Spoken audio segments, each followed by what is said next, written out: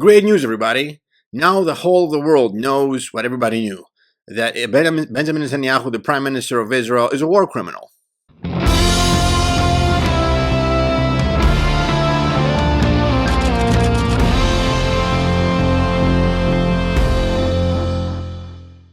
Hello, everybody. My name is Stavros. I'm a professor of international relations and an advocate for democracy. You're with me on Black Flag Media. This is great. This is truly great. We have a major development by the ICC. They issued arrest warrants for two people, actually 2 plus 1 Hamas member that maybe he's dead or maybe he's not, I don't know. But the most important thing is that according to the ICC, both Benjamin Netanyahu and Yoav Gallant, the foreign defense minister, that's who Gallant is, listen to this, they bear criminal responsibility for the war crime of starvation as a method of warfare. Yeah.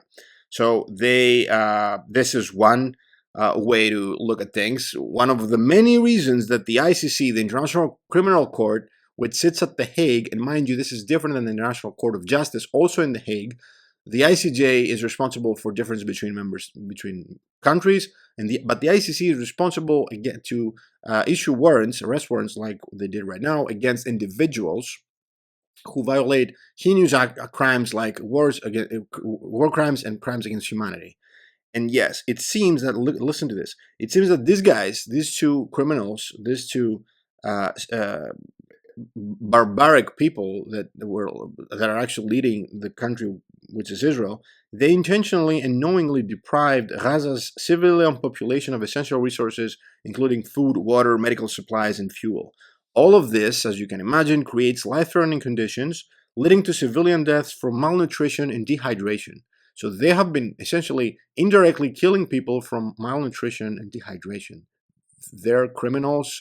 They're not just criminals. They're animals who do this to civilians and kids. So the disruption of medical supplies also resulted in extreme suffering, including surgeries performed to kids without anesthesia.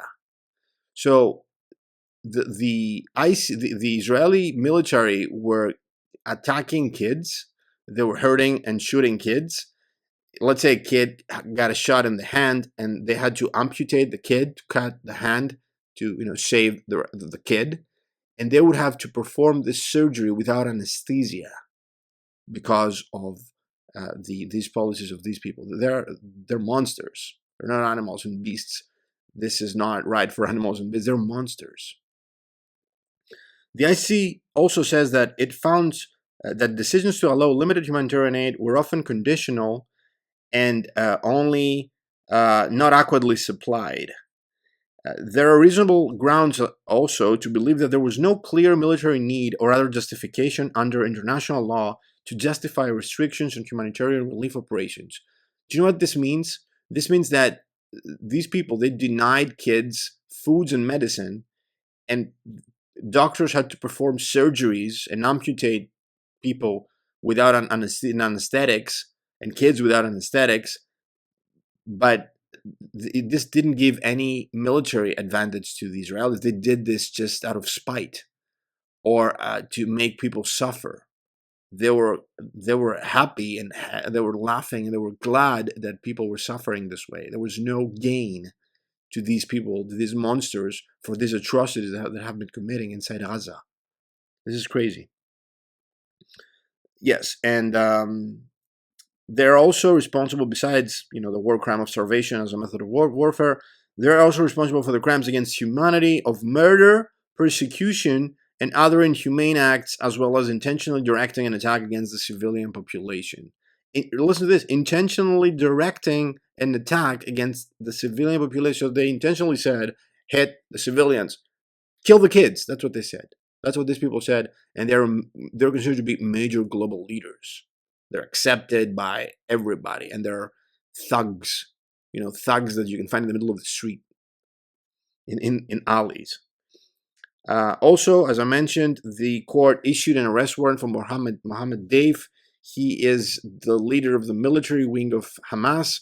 The Israelis allegedly, they say that they killed him back in July, but we don't know what happened. So the court says, if in case he's alive, we will actually want to issue an arrest warrant for him as well. He is accused of crimes including murder, torture, rape, and other forms of sexual violence.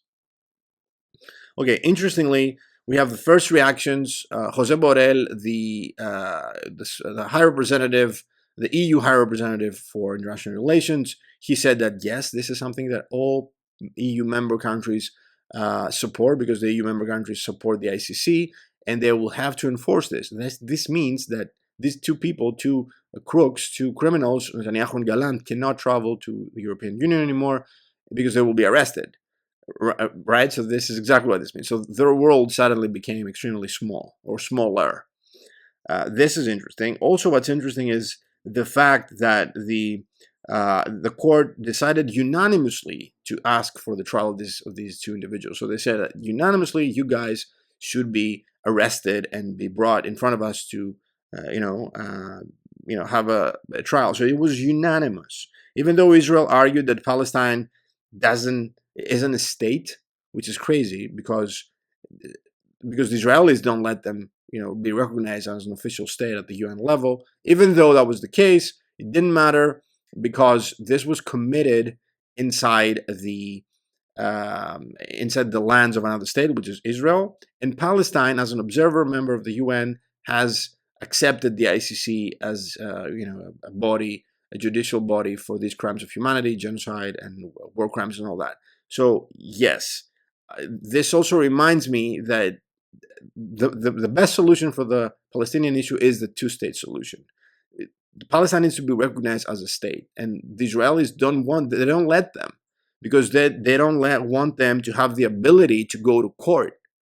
Imagine what kind of a fascist state the state of Israel has become, that they deny Palestine not only they're denying them their status as a country, as a state, but they're calling upon that and saying, hey, you know what? These guys are not a state. They cannot ask for the judiciary to help them. Who says that? This illustrates how crazy, how dangerous, how neo-fascist this government is. Again, they don't have the ability to go to court. Who can actually in their right mind say this as an argument and believe that they're empowering their own position? You're weakening your very existence. So yes, this is very, very interesting that it was accepted. Essentially, in a sense, the court, in a sense, accepted the Palestinians as a state by this decision. So the trap here was that the West, which controls these major international organizations, the trap was that the West actually did this to Putin. Russia hasn't recognized the ICC as the enforcing body of these crimes, but Ukraine had. And even though Russia was not to be targeted by the ICC because there were some crimes that the ICC, said that Putin and his government committed inside Ukraine, because Ukraine is a member of the ICC, they decided that yes, we can issue arrest warrants for Putin, and they did. So this is where the West was trapped, because they cannot say the exact opposite now. They cannot have double standards. Well, they do have double standards, but the jury cannot have that. The jury was forced to say that, we're doing the same thing. Israel is not a member, but Palestine is. Remember, Russia was not a member, but Ukraine was, and we issued arrest warrants for Putin. So we have to do the same. There's no way out. So the West was trapped. And trust me, the West was behind it. We had so much delay about this decision by the court because I guess some Western powers, the U.S. even, they were threatening the jurors, and the head juror, the president of the court, she felt sick and she said that she quit, and I guess that's why it took so long. And it seems that somebody, Mossad or CIA or whoever, was applying pressure to them.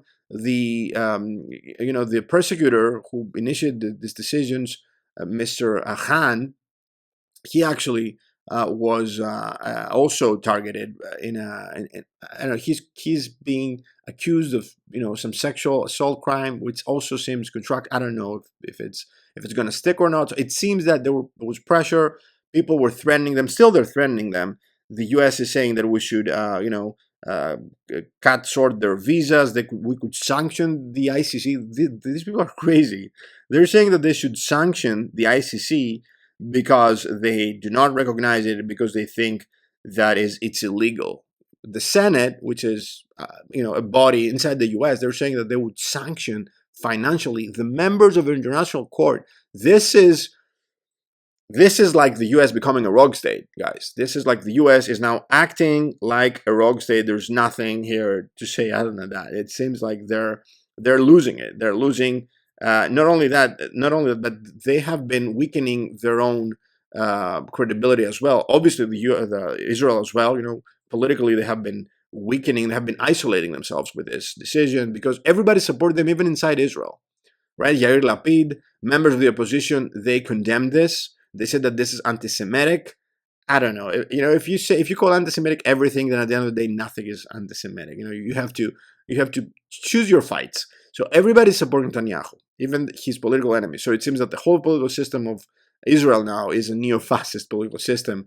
They don't recognize the ICC, and they have been isolating themselves. This is, Israel wants to be accepted by its members, not by its neighbors. That's why we had the Abraham Accords. Now they have been isolated. They have been. Everybody's basically hiding a criminal inside their midst, inside their government, even. So this leads Israel to become a pariah state even more. This is a huge blow to the diplomatic efforts of Israel, but also it's a blow to U.S.'s credibility. This is a really on the IR stage. This is a really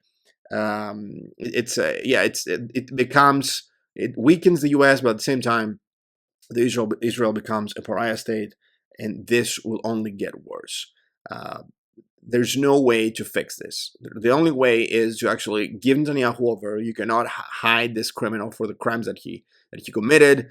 That's the only way to fix this, politically and diplomatically. Otherwise, this stain will stay on the country's history forever. The only way to solve this problem in Israel is with a democratic solution of a two-state solution. Give Palestinians a state, let them govern themselves, and end the war right here, right now. These guys need to be arrested. Everybody who supported them in this action, that gave them legitimacy, weapons, people in Germany, political cover, people in Athens, they should be also held accountable by the judiciary. Yes, what do you guys think? Let me know down in the comments. Like this video if you liked it, and please subscribe because there will be more videos coming down the line. Thank you so much. Keep raising the black. I'll see you in the next one.